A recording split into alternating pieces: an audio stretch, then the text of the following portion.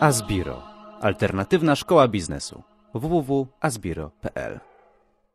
Thank you. Thank you. Thank you. Jean Pijor, thank you very much for that introduction. Jane Dubray, good to be here. Good morning. It is a delight to be in Warsaw, Poland. Poland is my 73rd country that I have visited around the world. And so it's an honor to speak to you today about Austrian economics, specifically for investors. And we're playing a little music here from the Emperor's Waltz. Rather than a random walk down Wall Street, I'm writing a book called A Viennese Waltz Down Wall Street. So this is a little bit louder.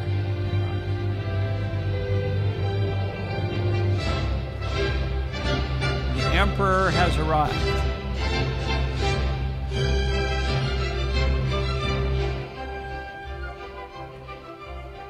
This was written for Franz Joseph, the Emperor of Austria, the Austrian-Hungarian Empire, and it is, of course, no longer in existence for a variety of reasons, but good.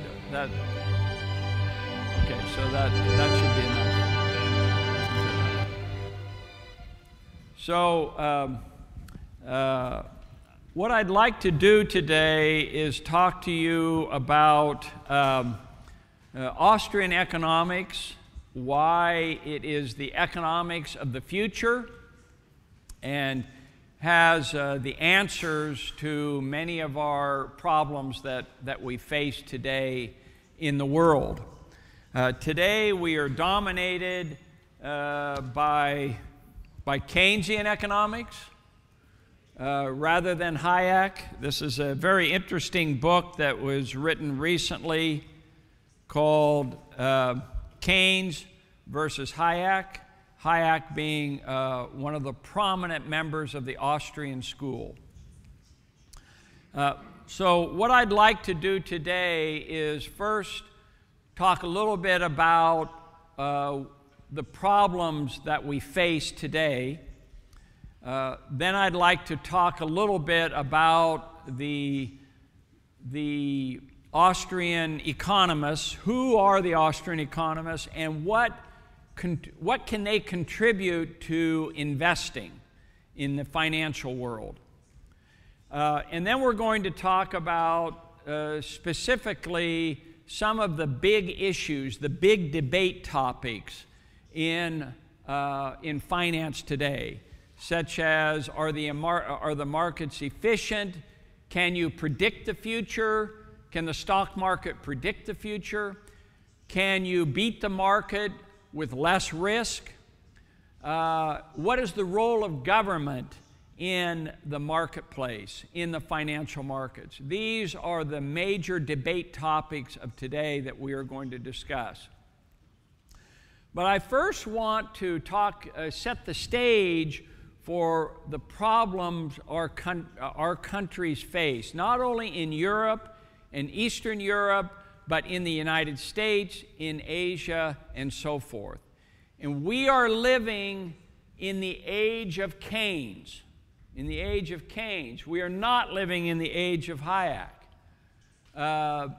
They both play roles, but whenever there's a crisis, such as we had in 2008 and are continuing to suffer from the crisis in Europe, we are suffering from what I call Keynesian economics. So what are the economic consequences of Keynesian economics? Okay, number one is excessive growth in government, where government overpromises in terms of retirement and welfare payments. In the United States, we now have 43 million Americans on food stamps. And we're over-promising in the United States.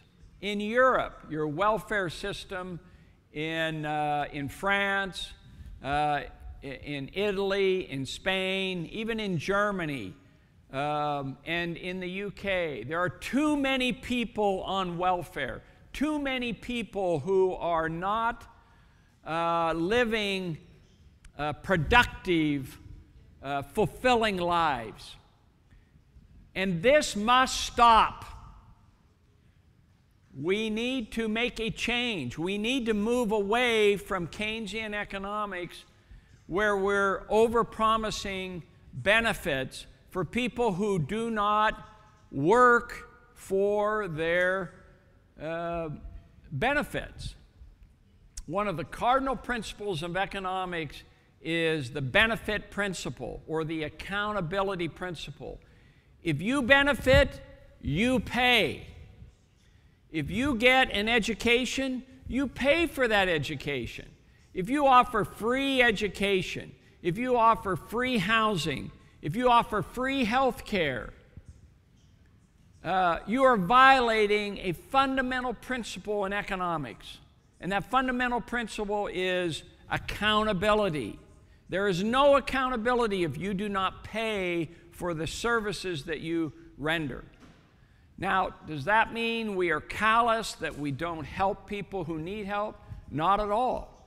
There's also the welfare principle in economics. So there's two principles in economics. There is the accountability principle,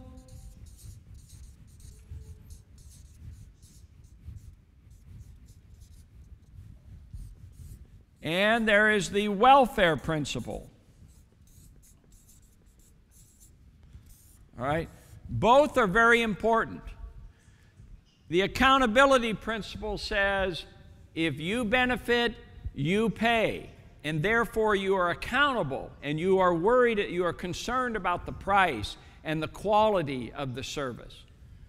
But there's also the welfare principle, and the welfare principle is you help those who need help. But the other side of that principle is very important. You don't help those who don't need help. And that's very important. So there's a constant rivalry between these two principles. If we get too much welfare, we don't have accountability. And if we emphasize only accountability, then we don't help those who need help. So we need a proper balance. And right now, the current system, there's too much welfare and not enough accountability. The other problem is that government is too big. And so taxes are too high, too much government regulation of business, and so it's difficult to employ people. So we have a serious problem of job. We have jobs. We have employment surplus rather than scarcity. So the number of people who are unemployed are in the millions, who do not have a productive job. In the United States, it is estimated now that there's not just 23 million Americans unemployed, there's 86 million Americans who have stopped looking for jobs and are now living at home. They're on welfare, they're on food stamps, and they're dependent on us on the government and on the taxpayer. And you have the same problem here in Europe. There are too many people who would like to work but cannot find a job. And this is totally unnecessary. Labor economics teaches us that labor is the most flexible of all factors of production. It's more flexible than capital goods. It's more flexible than land. And so if you have the right training, you should be able to find a job. There should be 2 or 3 jobs available for every person seeking a job. We should have job scarcity rather than job surplus. So I think that's a very important principle. Also, there's way too much government debt. Deficit spending has gotten way out of hand. And so you have countries like Greece who cannot even afford to pay their debts, and so they have defaulted on their debts. And too many countries are moving in that direction. There is hope, however. There are countries like Canada. Canada has a great success story where they had their own financial crisis in 1995. They cut government spending, they laid off workers, they balanced the budget in 2 years, and then they had a supply-side tax cut revolution for 11 years, and their country exploded in growth. The Canadian dollar increased in value and now is equal to the US dollar, and they had no financial crisis in 2008. All their banks, except one, was profitable. There was never any danger of default like there was in the United States. The Bank of Montreal and all the other banks were in good shape. And today, the Canadian economy is in a solid shape, and the government is actually reducing its deficit rather than increasing it. So that is my general introduction to suggest, one other thing that's very important. We need to focus more on why the crisis occurred in the first place. Rather than the focus today is how can we get out of the crisis, right?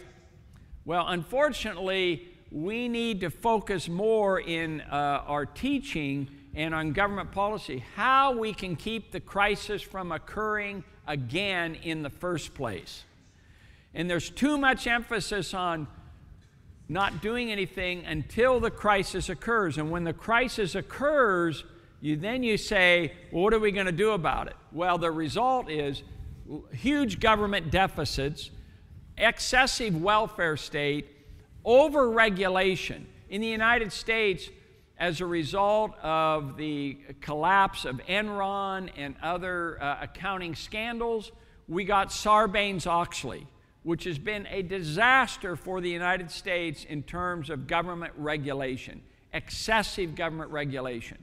As a result of 2008 financial crisis in the United States, we resulted in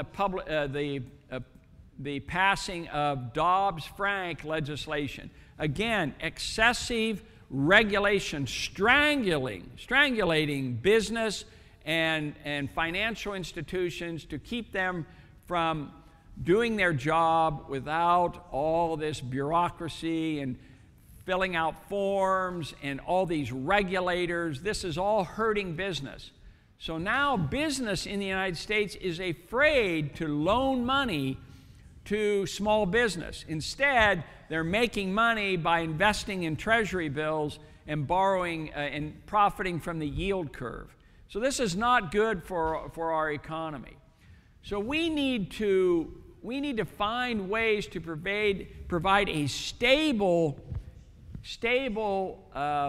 monetary and banking system without too much regulation, and let entrepreneurship flourish.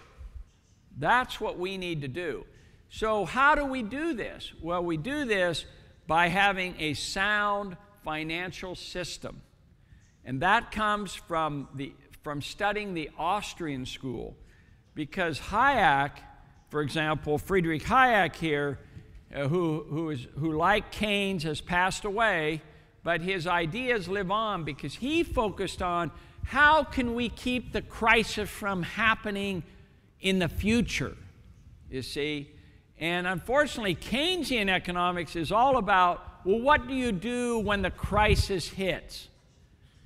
And we need to move beyond that, and we need to focus on Hayek and his views and the Austrian views on how to provide a stable monetary system. Adam Smith, made the statement that little else, here's the quote from Adam Smith. All right, Adam Smith,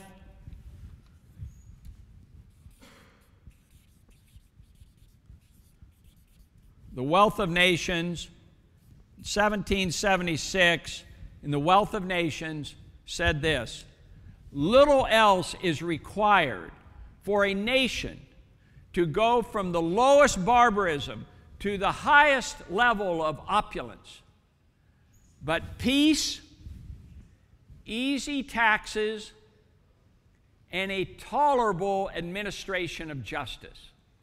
Now, I would add to that sound money. You really need 4 factors, and Adam Smith would add, I'm sure, sound money, because he believed in the discipline of the gold standard. So, the question is, what do we need to grow from the lowest barbarism, from being a poor country, to be the highest level of opulence or wealth? All you need is peace, easy taxes, sound money, and a tolerable administration of justice. So I ask you, do we have peace? How about peace in Poland? Yes, okay, so you got that, you have peace, all right? Now in the United States, do we have peace? No, we're fighting a war in Iraq, we're fighting a war in Iran, Afghanistan, perhaps Iran. You know, we're the superpower, so we're fighting wars everywhere, all right? So we do not have peace in the United States. But in Poland, you have peace, so you got a positive. You got one up on the United States right here, okay? Easy taxes. Do you have easy taxes? No. Well, you have a flat tax, flat income tax, but you also have a value-added tax, right? Very heavy value-added tax. So, okay, so you don't have an easy taxes, all right? Sound money. Do you have sound money? I have one of these 100, yeah, 100, right? Sound money? No? What's your inflation rate here? 4%? 4 or 5, okay. So not terrible, but not good, okay? All right, so you really don't have sound money, but you're better than other countries, all right? Tolerable administration of justice. Yes? No? No? All right. So if you want, I don't know, I should have looked in the Economic Freedom Index. How many are you familiar with the Economic Freedom Index that's put out by Heritage Foundation? Any of you? So if you go to the if you Google Economic Freedom Index, see where Poland is. Maybe someone could do this while we're just... 85? 70 or 80. All right, so Hong Kong is number 1. So if you want to look for peace, easy taxes, they have an 18% flat tax and no sales tax, no value-added tax. And they have sound money, pretty sound money. The Hong Kong dollar is pretty stable, and a tolerable administration of justice. So Hong Kong is number 1. United States is number 12, and Poland is down there. So it's probably, what's your unemployment rate in Poland right now? 14%? See, that's way too high. That means you have too many rules and regulations for business. You need to get rid of them as much as possible. You need a president to just get rid of as many regulations that keep. You see, you have to ask yourself, why are employers not hiring? Why are they not hiring? Maybe because there are rules against firing people. That's a big problem in Europe. It's very difficult to fire people. If you can't fire people, you're going to be reluctant to hire people. You see, that's one of the problems. You had a question?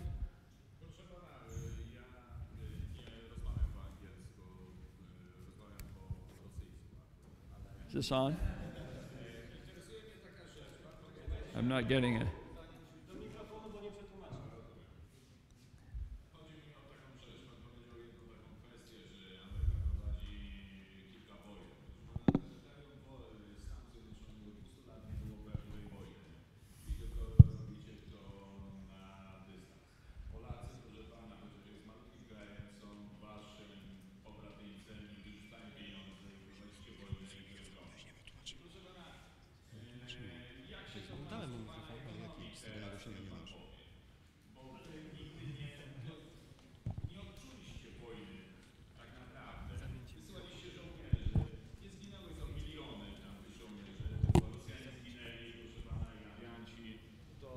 całkiem inna struktura ludzka.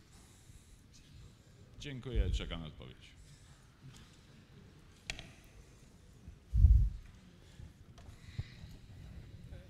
Okay, from what the translation said, your question was about war, that the United States never really suffered from in World War II. Certainly that's true in World War II. Although our country was, not attacked like Poland was, like England was, France, and so forth. But look, Germany, once peace was established, look how Germany recovered. Look how Japan recovered from war. So Adam Smith's model is very important here. Peace is an extremely important aspect of prosperity. Now, so what I'd like to do is talk a little bit about each one of the Austrian economists and why the Austrian school provides the solution to keeping us from going into another crisis mode. This is my object here in my lesson today. How can we avoid the crisis of the future? How can we maintain prosperity without going into a financial collapse? You see how important this is? And the Austrian school provides these benefits. Now, let's talk about in this book that has been kindly translated. I thank very much Jean Vigor for having this book translated, Austrian Economics for Investors. So I want to first start off with a discussion of each one of the Austrian economists. So we're going to first start off by talking about the Austrian school, which began at the University of Vienna in 1871. So we're going to discuss the first founder is Karl Menger. All right, Karl Menger, and his dates 1840 to 1921.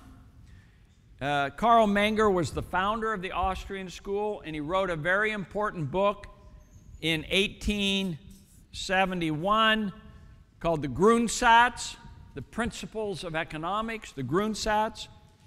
And he established three great principles. One is the principle of subjectivism. Subjectivism.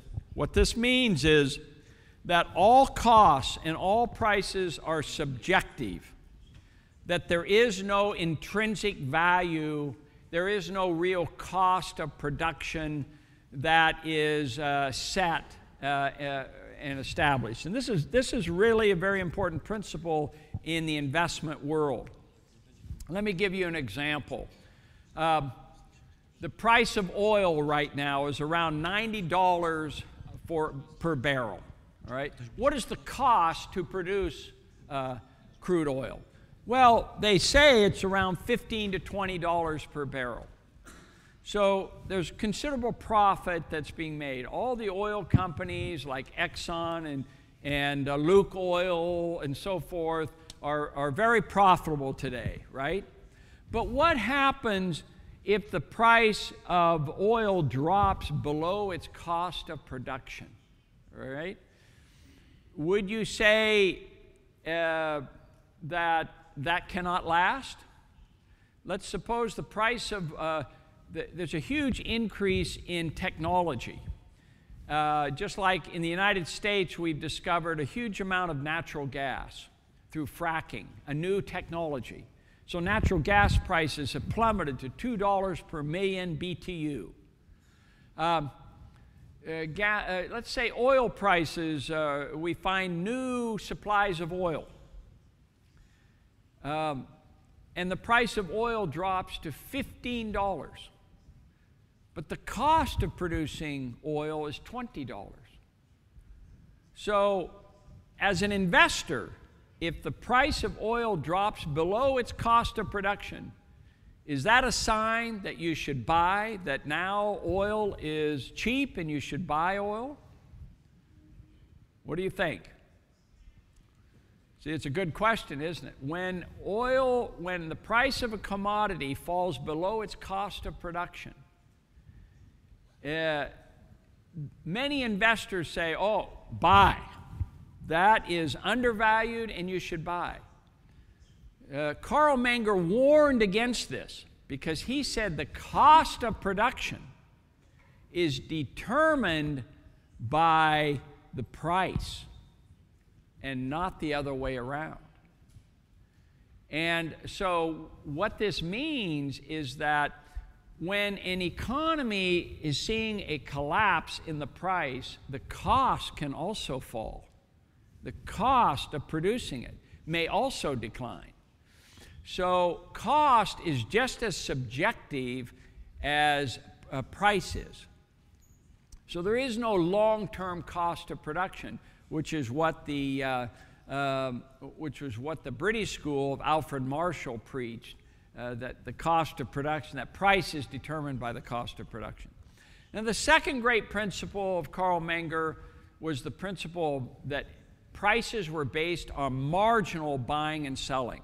He was one of the founders of the marginalist revolution. And this is really important in the investment world. What determines the price of a stock? 2 weeks or about a week ago, Facebook went public. All right. Did anyone buy Facebook stock? All right. You should not. Obviously, the price dropped, okay?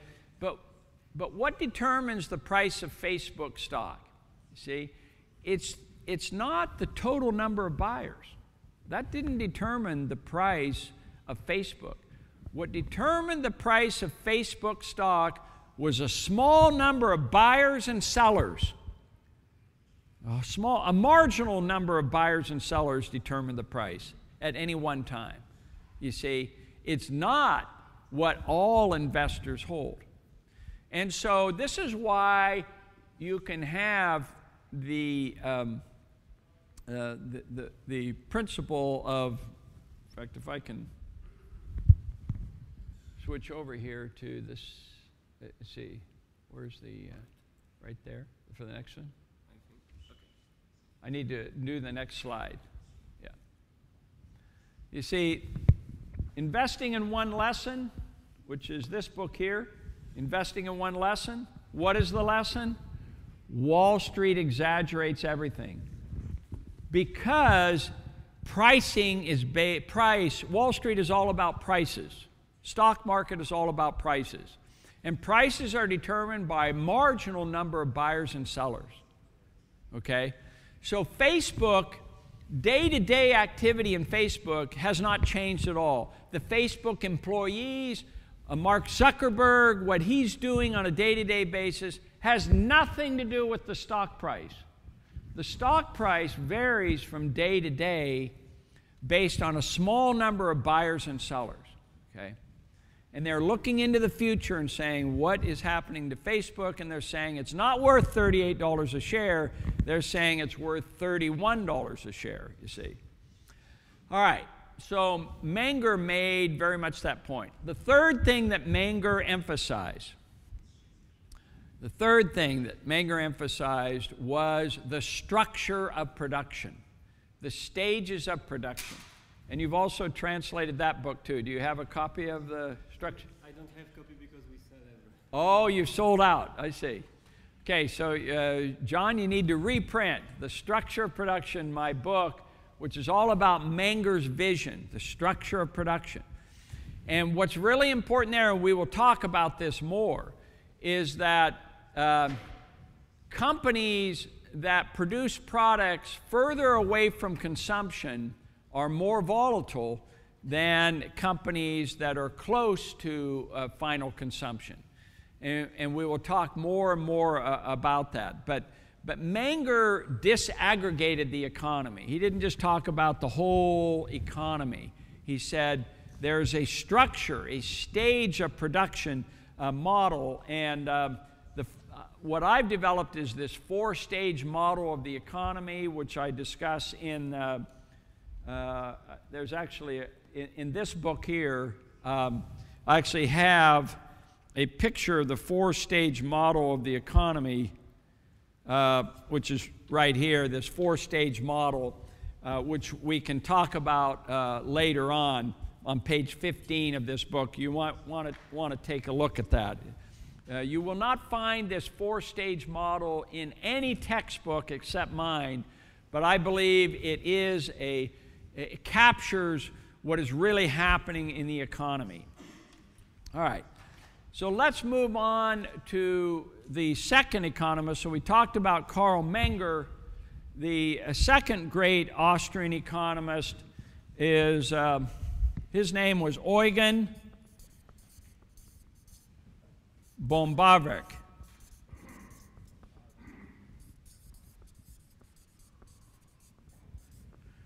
Eugen Bombarek. Can you all see that? B-A-W-E-R-K. Eugen Bombarek. It took me many days to pronounce this name correct. Eugen Bombarek. Can you all say that? Eugen Bombarek?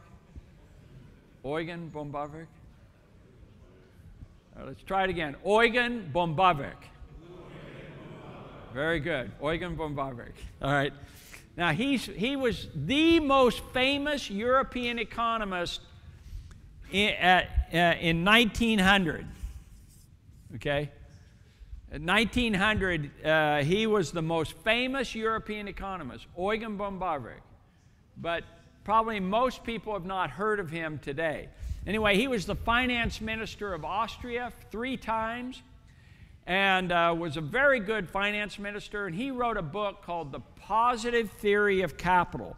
The Positive Theory of Capital. And his main focus was on the benefits of saving. Saving and investing was the key to economic growth. Not consumption, not government spending, but private saving and investing is the key to economic growth.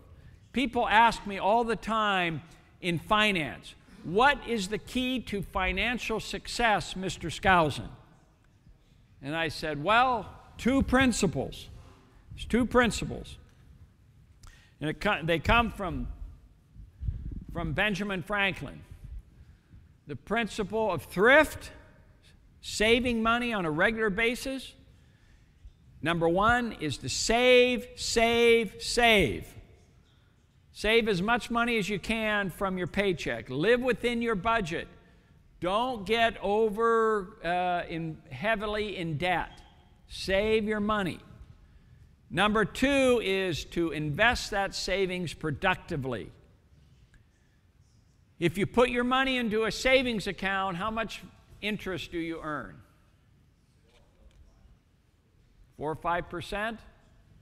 Are you ever going to get rich by investing in a bank? No, you become rich by starting a bank. Okay? Don't invest in a bank, start a bank. Or start a business, a publishing business, an internet business. Start a business. That's how you become a millionaire. That's how you become wealthy.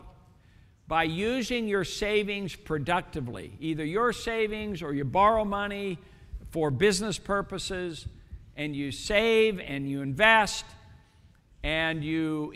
productively, okay? So those are the 2 cardinal principles of saving and investing. Now, Ben Franklin actually said there are 3 principles: thrift, industry, thrift, and prudence. Industry, thrift, and prudence. You need to work hard, you need to be thrifty, and you need to be prudent in your investment decisions. 9 out of 10 businesses go bankrupt. 9 out of 10. So you need to be prudent. If you're going to become wealthy, you need to invest your savings productively, not in some crazy wide-eyed scheme that is going to be a disaster. So you have to be very careful there. All right, so Eugen von Barbach emphasized the positive theory of capital was to save, for a country to save and invest, for individuals to save and invest, and for companies to save and invest. How do companies save? It's called retained earnings. Retained earnings. That's really key. Yes, you can pay out a dividend, and that's okay. There's no problem if you are not too generous in paying out a dividend. But you need that retained earnings to reinvest and to grow your company. All right? So Apple Computer, Steve Jobs, did he pay a dividend while he was alive for Apple Computer? Never paid a dividend. He took that money and reinvested it and started with the Mac computer and then went on to the iTunes. All right? iTunes. Then the iPad, then the iPhone. And he used all of that money to develop these very successful products. So Steve Jobs symbolizes what the world needs now more than anything. And what's that? Jobs. Jobs, right? Yeah, yeah. And did Apple Computer hire workers? Yes, you bet. They expanded. And if you qualified, if you were trained in computers and you had a creative mind, you had a job at Apple. You had a job at Microsoft. All right? And you had a job. Companies, let me tell you something. Companies that make a lot of money hire workers. They expand. And who pays the highest wages? The most profitable companies. This is why corporate income tax is one of the worst things that you can do to companies. You need to encourage companies to expand. So you don't increase taxes on corporations, you reduce taxes on corporations, because that gives them more money to do what? To put the money away in some Swiss bank account? No, they're expanding, they're hiring workers. So you need to cut taxes on corporate income. And we need to do that in the United States. We have one of the highest corporate income taxes, and it's hurting, it's keeping American companies from hiring more people. This is why Apple Computers, Apple, the company, is not a U.S. company anymore. It is a global company. And you know why? Because the United States taxes corporations too much. And so the New York Times had a front page article very critical of Apple for using tax havens to run their business. But why are they doing that? Because they need to have more money. They're desperate for capital to expand. You see, it's all part of the plan to expand business. So Eugen von Barbach really focused. He's a very important economist on growth, the theory of growth. And what countries have done the best economically are countries with the highest savings rate. China has the highest savings rate in the world right now. Higher than Poland, higher than the United States, higher than Germany, higher than Switzerland. It's even higher than Japan. So, and they're using their savings productively right now. Now, they have some problems because they have also expanded too rapidly with government manipulation of the money supply, but we'll discuss that a little bit later. Now, von Barbach also was the first critic of Marxist economics. Marxist economics is all the rage at universities. It would not surprise me if the University of Warsaw has a lot of Marxist economists, because Marxists do not exist in the business world. Marxists exist only in the academic world. But in the real world of business, Marxists don't find a lot of benefit. But von Barbach, we don't have time to get into Marxist economics of exploitation, alienation, and crisis, Marxist economics does have some validity and can be useful in certain ways, but it's very damaging to economies that have adopted the Marxist regime. Let me just use one example, which is very important, that I will tell to why alienation no longer applies with the Marxists. And it started with Henry Ford. Henry Ford in 1913 had a decision to make whether to pay worker, what to do with the profits that was made from the Model T. The Henry Ford, Ford Motor Company had unprecedented profits, like $15 million in profits. And Henry Ford said, well, what should we do with all these profits? Should we give it to the shareholders? Should we keep it in retained earnings and grow? Or should we pay our workers more? And how much would it cost us to double the wages of our workers? And they argued and stuff like that. And finally, Henry Ford said, no more argument. We're going to increase our pay to workers from $2 a day to $5 a day. $5 a day. Well, when this was announced, everybody was shocked. But the workers loved it. And why did the workers love it? Not just because they got a huge wage increase, but because for the first time they could buy the car that they were making. They could actually use the car themselves. They could buy the car and drive a Model T. You see, Marx had criticized capitalism, saying, well, all these workers, they're building stuff that they can't use. But now they could, you see. So that destroyed the Marxist argument of alienation and exploitation of the worker, you see.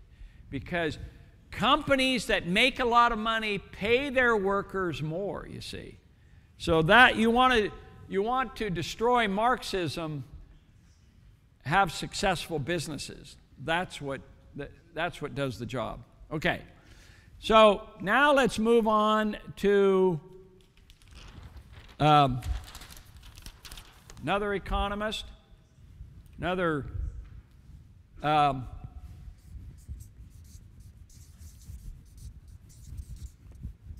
Friedrich Weiser. Friedrich Weiser, now he's not that well known among workers. It's in your book, if you get a copy of the book. But Friedrich Weiser,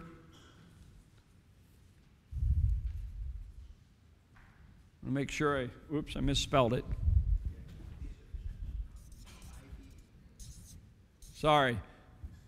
Friedrich Weiser, he had what is called the great man theory. And today we must include everybody, the great man theory, the great woman theory, the great child theory even, you know. All right? So he had the great man theory. And his argument was you need a great leader, not just in the nation, but you need a great religious leader. You need a great political leader. You need a great company leader, entrepreneur in industry. This is the key to success. And so I love this concept because a great leader can make or break you. And if you have a great leader who will inspire you as a nation or as a labor union leader, which you had here in Poland, it makes such a huge difference, doesn't it? If you have the right kind of leadership. Or you can have the bad kind of leadership. What difference did Steve Jobs make for Apple? A huge difference, okay? But you can also have bad leadership. You can end up with an Adolf Hitler that leads Germany down the wrong road, a very tragic road. In the United States, we had a Ronald Reagan. Everybody looks up to Ronald Reagan as this great leader. Or Margaret Thatcher.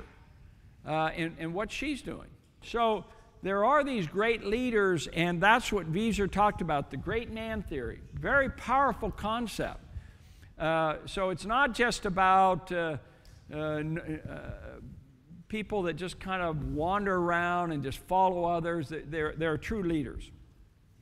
The next individual that's on my list is Ludwig von Mises.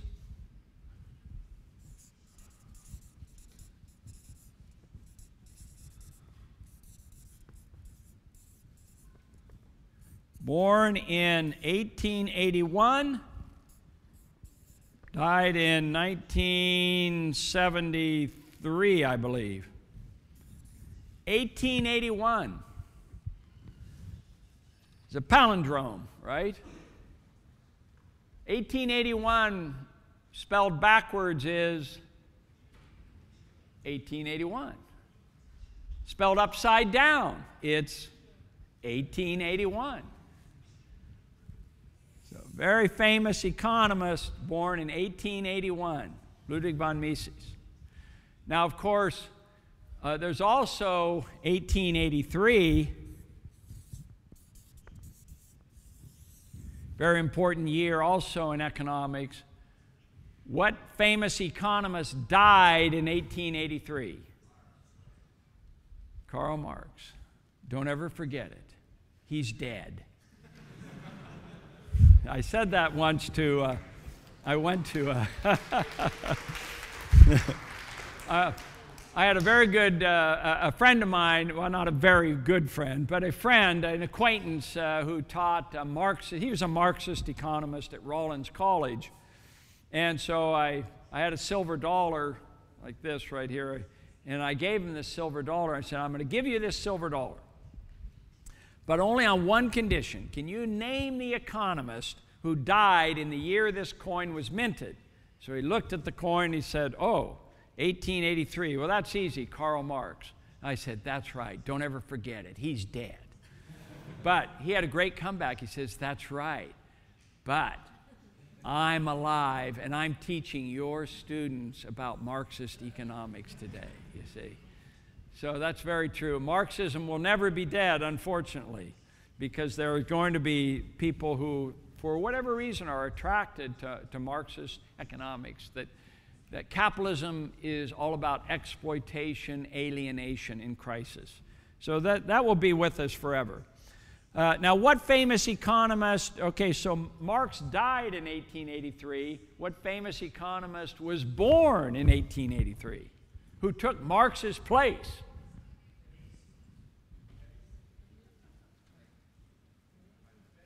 Keynes. Whoops. Keynes. Sorry. Hayek was born in 1899, a little bit later.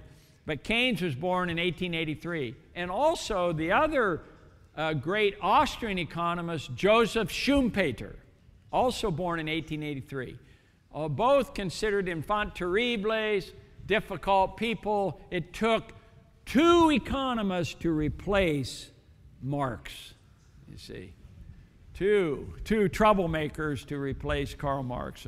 This is a very important year in terms of change. We had Mises come along, and then immediately the devil sent out two more to attack the system.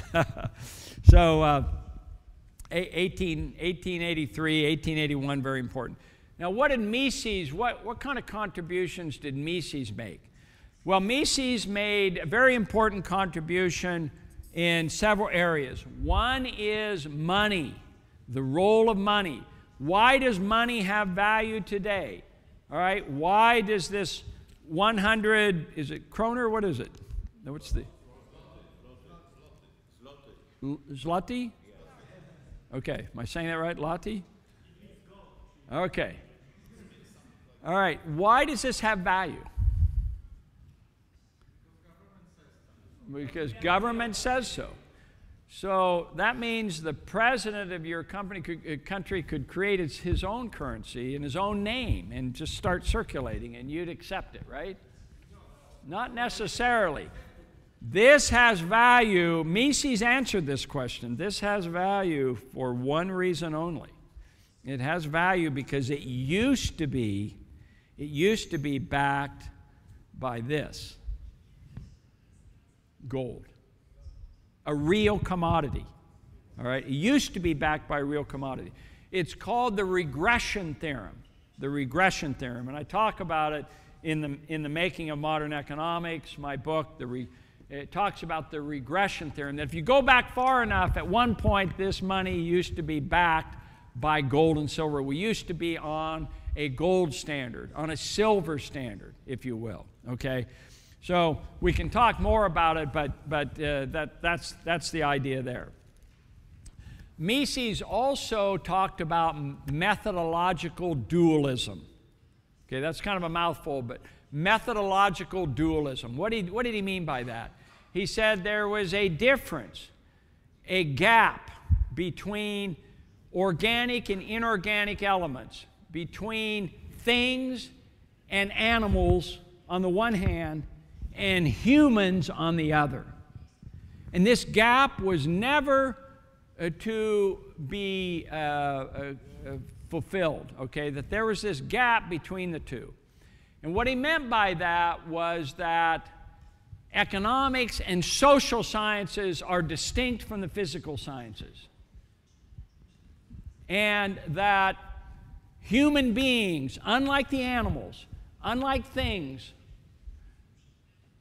act purposefully, learn from their mistakes, and there is a relationship of cause and effect, purposeful action. Thus his book, Human Action, written in 1949 originally. Human Action, a classic. Perhaps you have translated this book in Polish, I don't know. Yes, Human Action, all right? So this is a very important point in the stock market, you see.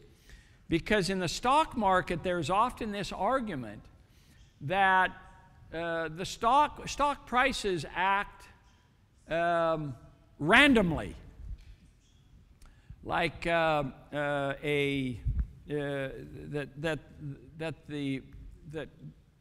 prices are completely random. And the question is.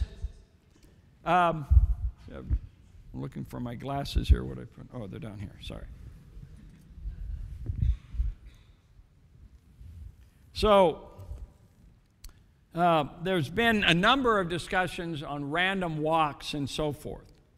And the random walkers in the stock market argue that stock prices are very much like Brownian motion in physics.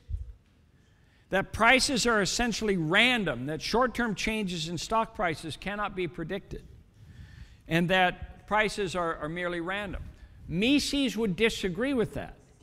He said every individual who places a buy or sell order in the stock market for an individual stock has purpose in mind, why he's buying it, why he's selling it. He's looking at the price. It's totally rational. It is not random. No price in the stock market is random, but it is deliberately chosen by individuals who have different reasons. Everybody has a different reason for buying and selling, but they are never random. See how that disagrees with the whole efficient market concept of the random walkers. Well, finally, Mises introduced his theory of monetary inflation. And this is very important because stock prices are often affected by economic policy, particularly monetary policy. If the government imposes inflation and expands the money supply and prints up a lot of these, what is the impact? Now, you have the Chicago School of Economics of Milton Friedman and others who say, well, if you print a lot of these, you're going to stimulate the economy. And the economy is going to expand. It's going to give the appearance of economic growth, but it also is going to raise prices. Okay? So that's the monetarist point of view. That inflation, that monetary expansion, printing more money increases prices and stimulates the economy on a short-term basis. All right? So what did Mises say to that? He said, it doesn't just raise prices. It doesn't just stimulate the economy. It stimulates some parts of the economy more than others. It raises some prices more than others. So the Austrian theory of inflation is much more sophisticated, much more complicated than the monetary school of equilibrium and disequilibrium. The Austrian school says that inflation is inherently unstable because it creates structural imbalances and helps some sectors of the economy and others. The question is, who gets the money first? You see, not everybody gets all the money at first. When the government inflates the money supply, who gets the money first? The answer is Mark Zuckerberg, Facebook. He got the money first, right? I'm just joking. But the answer is the bankers. The bankers get the money first. The bankers benefit the most from inflation initially. And those who were hurt the most are the consumers, the retail consumers. They get hurt the most. But there also are early stages of production that benefit because interest rates decline. Do lower interest rates benefit all businesses? Perhaps, but it helps some businesses more than others, you see. So who gets the money first? Not everybody. It's not, see, they're different from the monetary school of Milton Friedman. He used the example of the helicopter idea, that if you expand the money supply, it's like all of these new bills on a helicopter, and he's just throwing them outside the helicopter, and they're landing equally, and everybody gets an equal amount. So you increase your cash balances in your bank account, everybody gets the same amount, and they go out and spend it. But is that how the real economy works? Not at all. Who gets the money first? The bankers get it first. The manufacturers get it, and they get it before others do, and so some benefit more than others. All right, now let us move on to, see how we're doing on time. We move on to Friedrich Hayek, 1899 to 1992. Now, Hayek is the first of the Austrian economists that I met personally. I interviewed and met Hayek 2 or 3 times before he died. And Hayek is a very important figure in Austrian economics, in particular, a couple of areas. By the way, Hayek was the last of the Austrian economists, major Austrian economists, to actually teach at the University of Vienna. Okay. After Hayek, Mises and Hayek in particular, and Schumpeter as well, which we'll mention here shortly, all of them taught at the University of Vienna. But then, as a result of World War II, they all left. Schumpeter and Mises went to New York. Hayek went to London, and never to return. So the Austrian school is based on this history of the past. If you went to the University of Vienna today, there's probably no one there that I'm aware of who actually teaches the concepts of Mises and Hayek and so forth. So, this is the history, the background of the school. Hayek was important because he went to London, he confronted Keynes, and so the very first battle between Hayek and Keynes took place in the 1930s during the Great Depression. Now you have to remember that Hayek, going all the way back to Menger, their basic purpose was to improve upon the classical school of economics that Adam Smith created. Adam Smith, in his book The Wealth of Nations, set the standard by creating a model which he called the system of natural liberty. The system of natural liberty. Write that down. So the system of natural liberty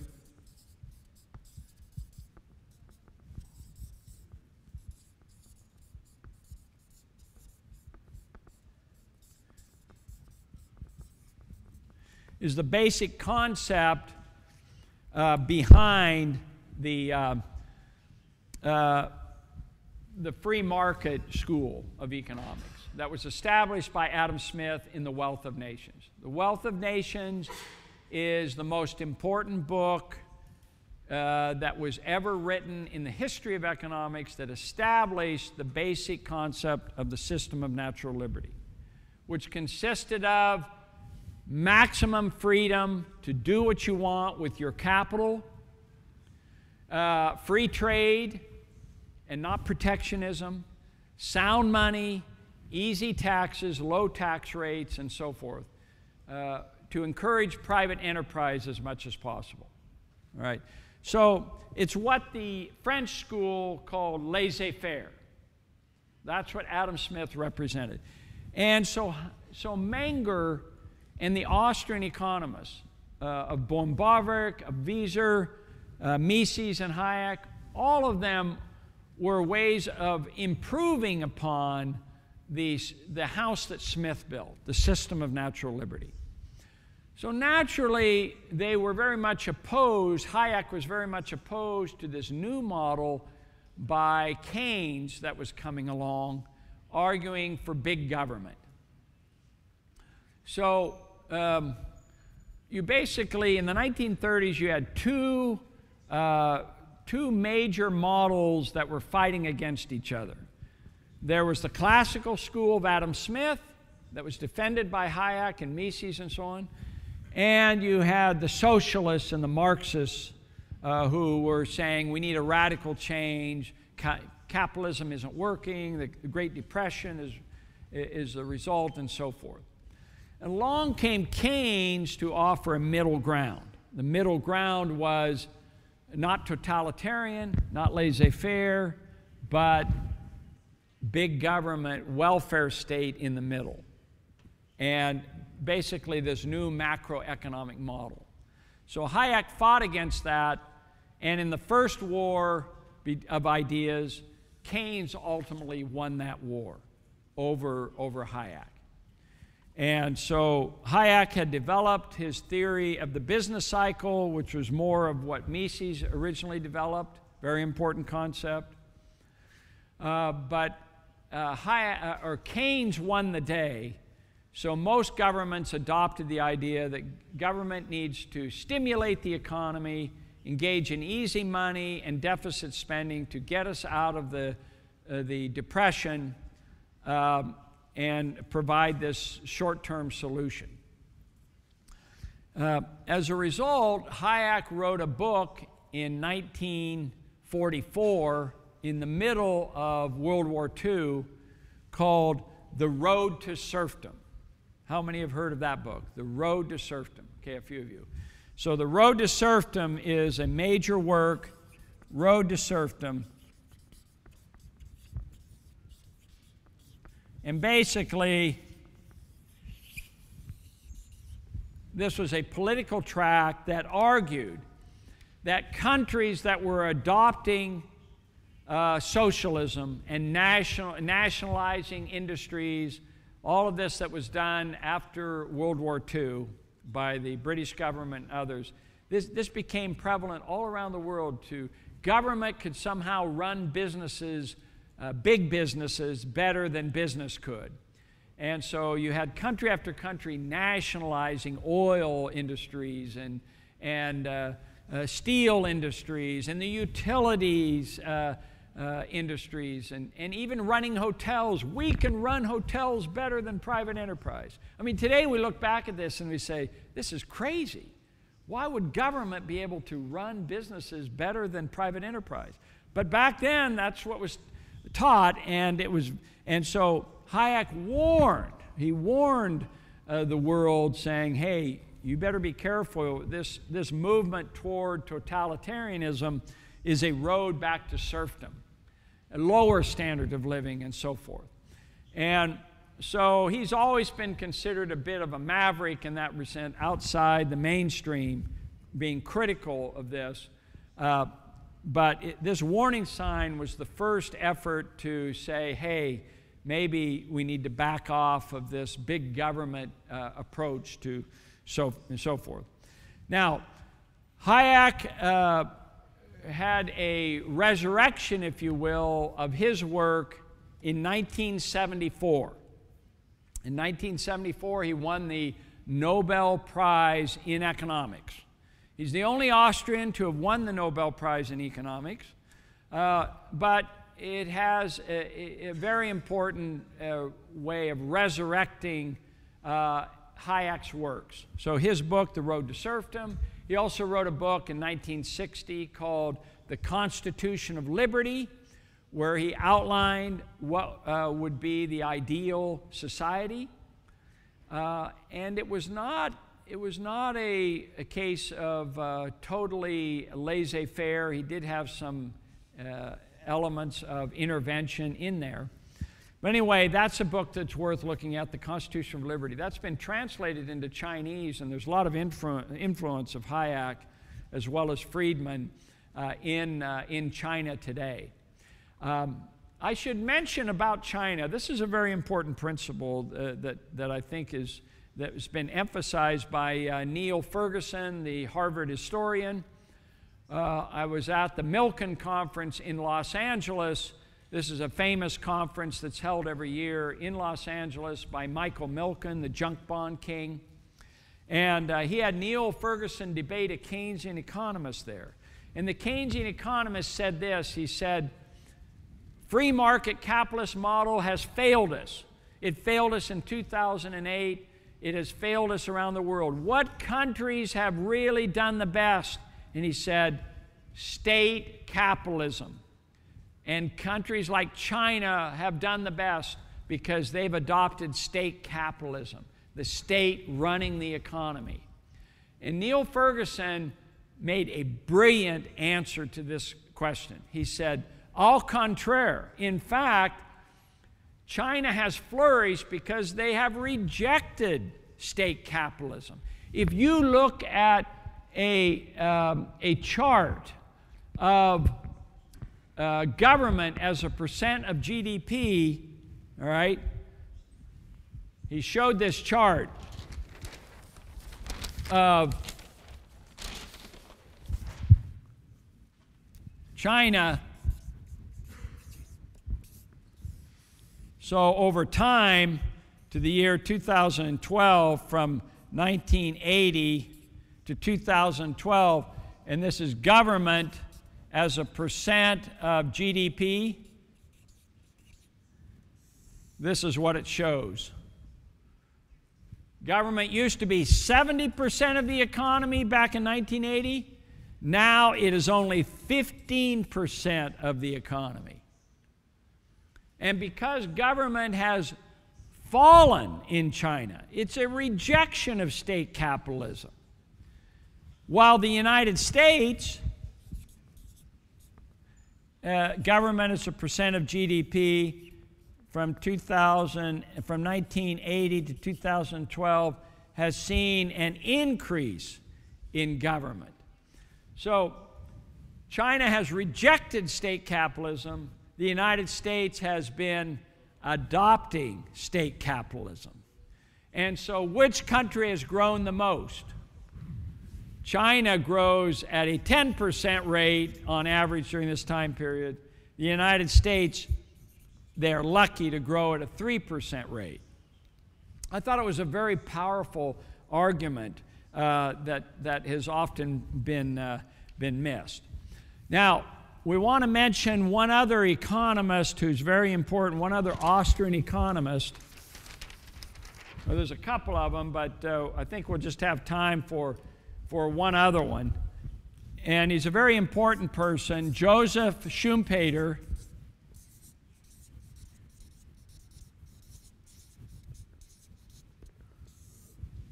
And Joseph Schumpeter, born in 1883, same time as Keynes, and died in 1950. Schumpeter always was jealous of the success of Keynes because Schumpeter was the proudest of all economists. He said, "When my obituary is written, I will be known as the greatest economist, the greatest horseman, and the greatest lover." And he said at the end of his life, "Oh, I only fulfilled 2 out of the 3. Well, we know he was a Casanova, and we know he was a great horseman. So I guess that means he failed as being the greatest economist. But anyway, Schumpeter is famous for 2 things. 2 things. One he was right on, the other he was wrong on. One is he argued that, can socialism work? Of course it can. Will capitalism succeed? I doubt it. So he was wrong about that. Socialism has not been a success. It's been a failure. And can capitalism succeed? He was very much a pessimist, as most Austrians, by the way, most Austrians are pessimists. They always think the economy is about to collapse because of easy money, which is artificial. Schumpeter was very much a pessimist. Hayek was a pessimist. Mises was a pessimist. I am the only Austrian economist who's an optimist for a variety of reasons. But anyway, Schumpeter was a pessimist, and he was wrong. Capitalism has flourished since 1950. But he's also famous for a term called creative destruction.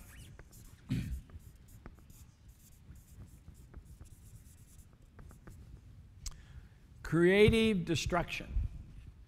So what do we mean by that? What that means is that the global economy is a dynamic economy. And in a dynamic economy, you'll have companies growing, monopolizing, but they cannot, in a dynamic economy, they cannot maintain their monopoly power. They eventually must collapse. Okay, and that's very important. So you're going to have job destruction, but you're also going to have job creation. And the media must be very careful here not to focus just on layoffs and downsizing, but also upsizing and new job creation. These things are very important.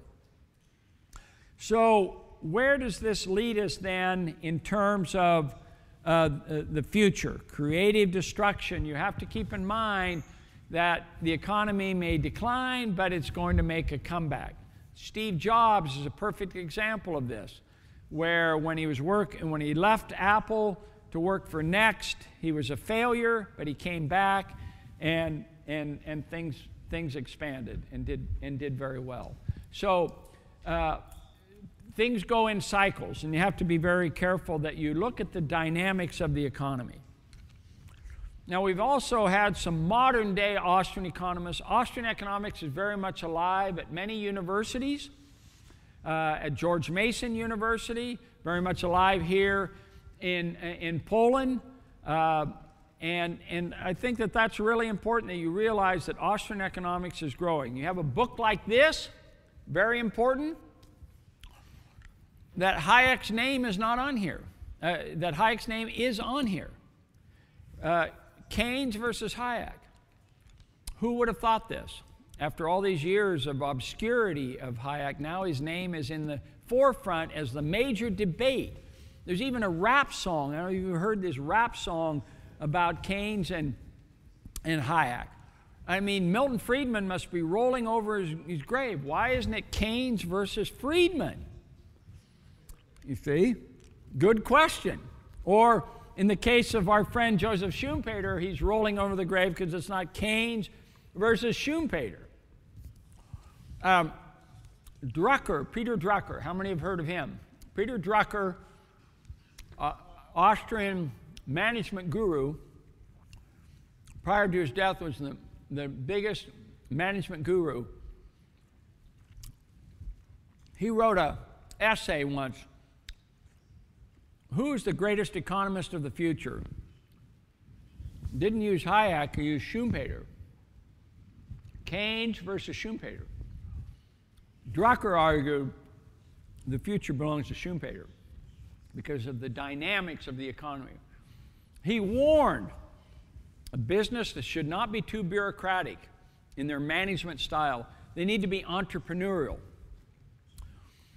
The Austrian school emphasizes entrepreneurship, which is very hard to put in a textbook, supply and demand. In my book, my textbook, Economic Logic, I have incorporated entrepreneurship. I have a whole chapter on entrepreneurship. The Austrians, more than any other school of economics, focus on the entrepreneur, the creative entrepreneur. And we need to encourage that. Low taxes, less regulation. Let 1,000 entrepreneurs blossom. That is really very much the key. Government should get out of the way of the entrepreneur. That is the focus of the future. We have the American School of Austrian Economics at George Mason University, at Hillsdale College, Auburn University. You have the Mises Institute.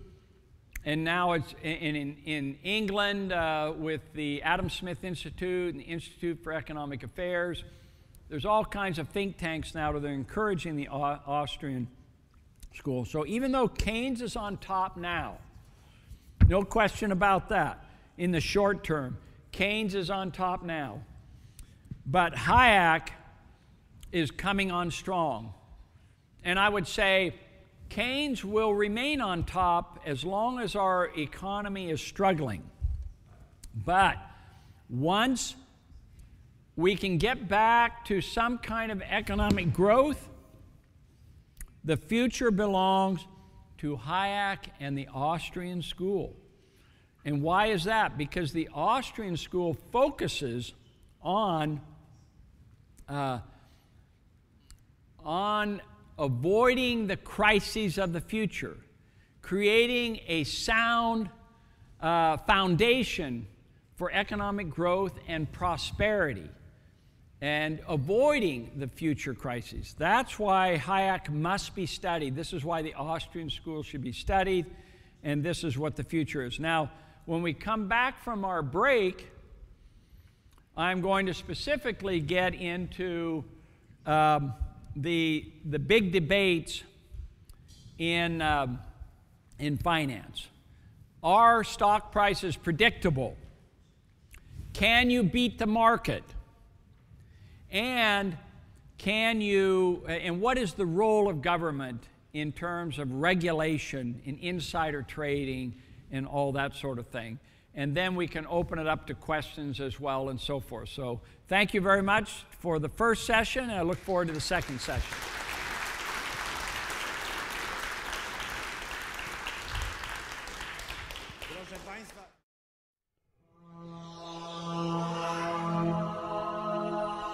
ASBiRO. Alternatywna szkoła biznesu. www.asbiro.pl